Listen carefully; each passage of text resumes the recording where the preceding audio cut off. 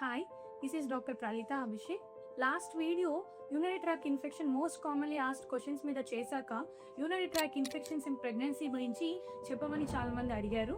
So coming to urinary tract infections in pregnancy ఎందుకు వస్తుంది, ఎందుకు కామన్ అంటే నార్మల్గా ప్రెగ్నెంట్ ఉమెన్లో కొలెస్ట్రాల్ అనే హార్మోన్ ఎక్కువగా సెక్రెట్ అవుతుంది. దానివల్ల యూరిన్ లోపలే ఉండిపోవడం బ్లాడర్ లోపల, లేకపోతే సరిగ్గా ఎవాక్యువేట్ అవ్వలేకపోవడం గ్రోయింగ్ యూటరస్ వల్ల, ఈ రెండు రీజన్స్ వల్ల మెయిన్గా యూరిన్లో బ్యాక్టీరియా గ్రో అయ్యే ఛాన్సెస్ చాలా ఎక్కువ ఉంటుంది. సో నార్మల్గానే ప్రెగ్నెన్సీలో యూరినరీ ట్రాక్ ఇన్ఫెక్షన్ వచ్చే ఛాన్సెస్ చాలా ఎక్కువ. ఏం సిమ్టమ్స్తో ప్రెజెంట్ అవుతారు ప్రెగ్నెంట్ ఉమెన్ అంటే నార్మల్గా యూరిన్కి ఎక్కువసార్లు పోవాలనిపించడం, like urgency, frequency or fever, flank pain, suprapubic tenderness, ఇవన్నీ సిమ్టమ్స్ ఉన్నప్పుడు ఖచ్చితంగా యూరినరీ ట్రాక్ట్ ఇన్ఫెక్షన్ ఉన్నట్టు భావించి ఖచ్చితంగా కల్చరల్ సెన్సిటివిటీ చేయించుకోవాలి.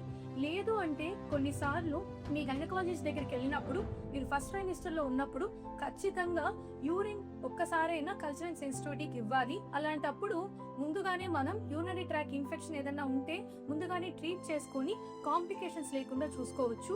So next, urinary tract infection ని నెగ్లెక్ట్ చేయడం వల్ల ఏం కాంప్లికేషన్స్ ఉంటాయి?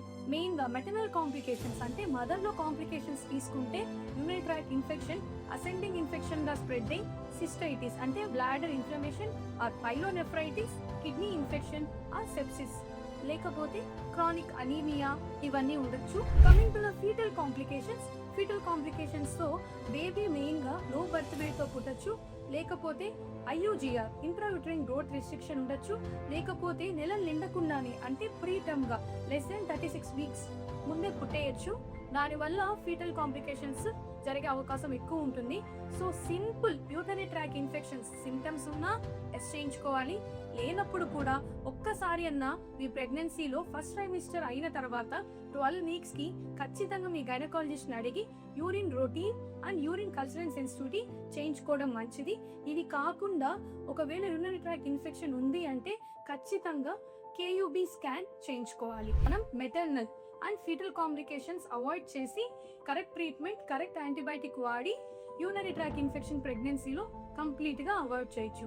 మెయిన్గా మిగతా అన్ని డిసీజెస్తో కంపేర్ చేస్తే urinary tract infection in pregnancy అనేది చాలా సింపుల్ యాంటీబయాటిక్తో ట్రీట్ చేయగలిగిన ఒక డిసీజ్.